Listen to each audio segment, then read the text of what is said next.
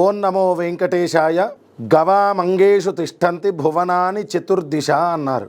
భూలోక వైకుంఠ క్షేత్రంగా విరాజిల్లుతున్నటువంటి స్వర్ణగిరి శ్రీ వెంకటేశ్వర స్వామివారికి ఆవుల రూపంలోనే ప్రథమ దర్శనాన్ని మనం అందరం కూడా అందింప చేసుకుంటున్నాము.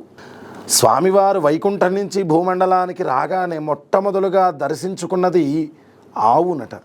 స్వర్ణగిరి గోశాల యందు సుమారుగా 100కు పైగా ఆవులు మనందరికీ దర్శనమిస్తున్నాయి.